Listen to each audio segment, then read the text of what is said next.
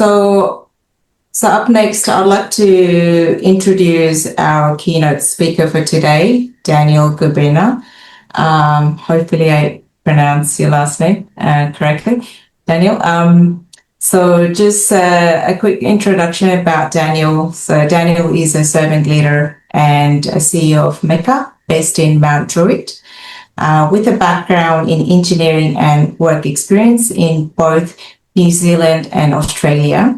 Daniel applies a systems thinking and strength-based approach to social change. His leadership empowers culturally diverse families through education, employment, youth mentoring, and social innovation. Passionate about family transformation, Daniel believes in empowering communities from the inside out. Guided by the African philosophy of Ubuntu, I am because we are.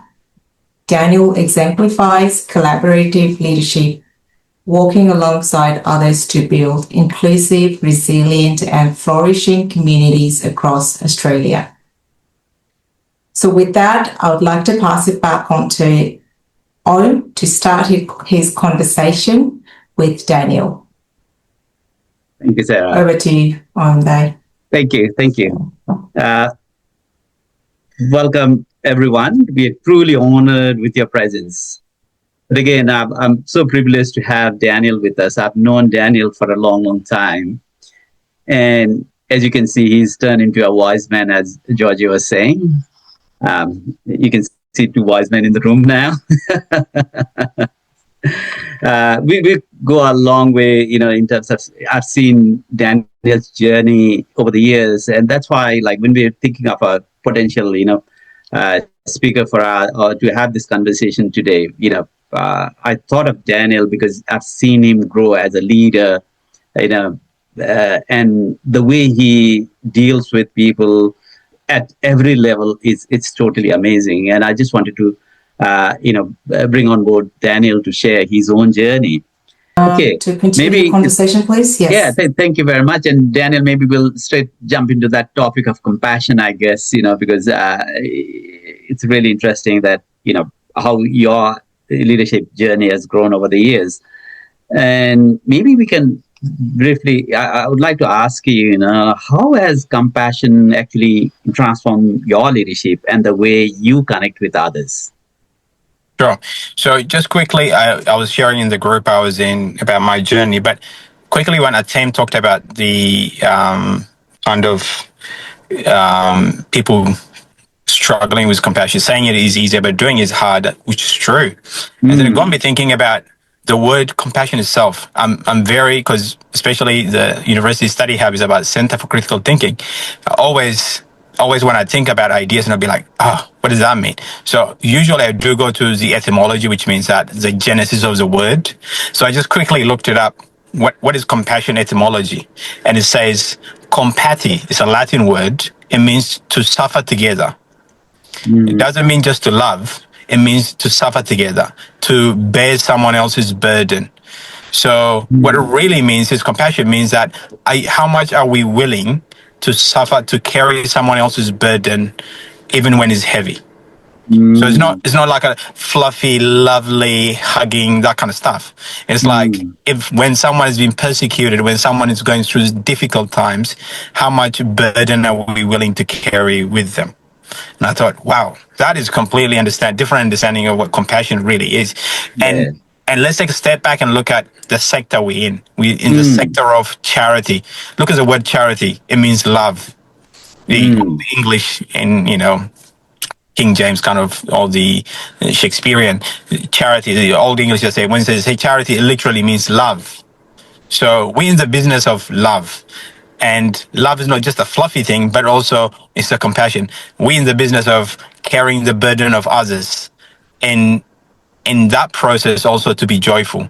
It's not for us to kind of love, have a depressed face and all that and say that, I'm carrying someone else's burden. It's like, no, I'm going to be a joyful person while I'm still carrying someone else's burden. And so that I think is good to look at it in that context. When it comes to my personal genuine compassion or passion is, I think there's two things. I think I started with the story of being an angry black man. How's that? I came out of that being an angry black man to reasonably cheerful person is actually just understanding my identity, not just in a singular way. So I understood my identity as being a black man. And then when I'm trying to grasp that, what it means to be black, and I saw all sort of injustice and all sort of things happening, I find it hard. And that brought anger. Then I realized that, oh, injustice doesn't sit on pigmentation. It doesn't sit on color or where you come from. Injustice lives beyond the skin, beyond the flesh, beyond the bones. It lives in the human heart.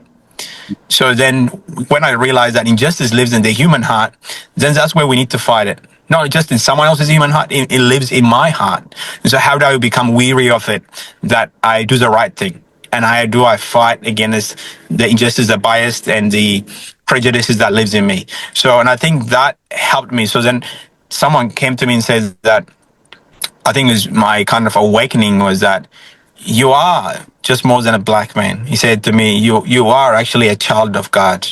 You know, you are made in the image of God. So, and it's like that was a great awakening for me, that burden fell off me, because I felt like I have to fight the whole world, just me against the world, to like, wow, injustice is not on the skin, injustice lives in the heart. And be careful, lives in your heart as well. And your identity is not just your ethnic where you came from, it's your spiritual identity, is your primary identity. And I think when I grasped that, I feel like that was my day of liberation. I literally feel the burden falling off me and saying that, wow, actually what I thought that was like a pivotal moment in my life.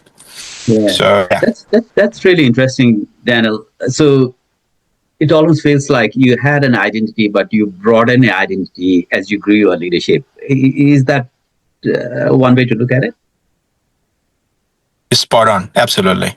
Yeah. Absolutely. Because when we focus on a narrow identity, and you empower somebody with a narrow identity, it can be dangerous, because you are looking at, say, I'm a so and so leader, like of a let's say Buddhist leader. Now I would be protecting Buddhists at any cost, at the expense of others. So if I broaden my identity as a human being, then I would be protecting all human beings. Is that the way you would describe? Yes, absolutely. I think seeing what you talked about, what brings us common together, our human identity. I love it. There's probably dropping a couple of Latin words. It's just the word imago Dei. It's one of the I love the word imago Dei. It means made in the image of God in Latin, and that is something that I always hold and saying that, okay, the reason I am in the social sector and the charity business is that everyone is made in the image of God, and how do we protect this sacred, very important person, so it makes a big difference when you look at it, broadening it that way. Yeah, I think this is one thing. One of the reasons we set this up is I live in Blacktown, as I said, and if we can create a harmonious Blacktown, I think we can replicate that across the country and around the world. So I think as Australians, we have that opportunity to export peace if we start thinking along that line, perhaps. So thank you very much for sharing that.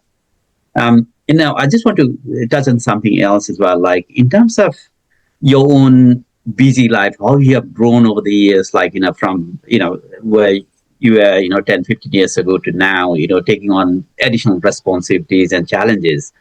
Now I just wanted you to share how you integrate personal spiritual practices into high pressure leadership context.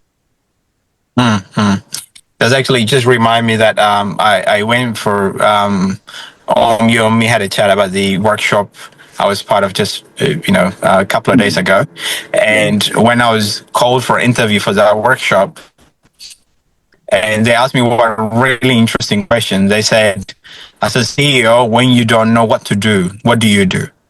And I was like, oh, that's a really good one. Like, you don't know what to do and what you do. And I just said, I ask people, what did I say? I ask people, I Google, I pray. and they're like, wow, that's, in that order. That's like, maybe I change it around. But, in reality, when you are in this kind of position, always know that you don't have the answer. So therefore, be willing to go and humble yourself and ask other people. They might have ways. That's one thing. The other thing is that just sit with it and reflect about it, think through it. And prayer is my biggest one. And I think that, to and I sit and reflect and meditate on those things and to think through it as well. So definitely, when it comes to decisions, make sure those are the kind of things I do. Do research, talk to people, and pray. Yeah, I think that's a fantastic way to do that. And I think that's why we talk about the strength-based approach. Is like we go to community not with answers, but with a question. And oftentimes, I think this is the problem we have currently, because we tend to take that top-down approach of, knowing, having the answers, and go to different communities and try to tell people what to do. Rather, if we flip that approach and say, you go to a community, and ask, what's working well here? I'm sure there's something working well, and help them to do more of it. It's so much easier, rather than focusing on what problems we have, what needs we have, and then trying to meet those needs. And needs keep growing, and we are overwhelmed, and we think, it's an unsolvable thing. But if you flip that approach, a lot of things are working well in the community, and help people do more of it. So I think that way, it's a much better outcomes than, just focusing on needs and problems. And, it's not very exciting to talk about needs and problems, but it's always exciting to talk about a passion, talk about a strength. So that's why we talk about the strength-based approach. So thank you very much for that. And finally, before you go, before we close up, I want you to share some practical tips in terms of how can leaders, take to, being mindful and, compassionate in their daily lives. Can you give some tips for all of us? Sure. If I give one tip, and that would be, you remember, I think the word we just looked at, maybe compassion means to suffer together. So the idea to carry someone's burden. So I guess just preparing ourselves for that, but also knowing that we need to be generous towards ourselves as well, not to be charitable towards ourselves in a way. So then we have enough to give out to others as well. And I think that's very important. The second one, I think, is just reiterating what you said about question. This is also a couple of days ago, I learned something very powerful from others, was trust the power of your questions. And I thought, wow, that's a really good point. Trust the power of your questions, because sometimes we quick to give answers, or you said top down kind of stuff. Just be good at asking good questions and just pause. And let people think through it. That is powerful. And I thought, wow, that's good. Just learn how to ask good questions, or you might direct people to the right thing, or we might discover something for ourselves. Be curious in that process. So yeah, compassion, suffer with others, but at the same time, ask good questions so we know we can get to the solution, but also find out what gift every person that come across you have some kind of gift in their heart and their mind. If you want to know what that is, just ask good questions. You might be surprised. I think that's spot on. And like when I moved from Telstra to community, it was one of the biggest lessons I had to learn was, move from asking questions to, telling people what to do to, asking people what to do.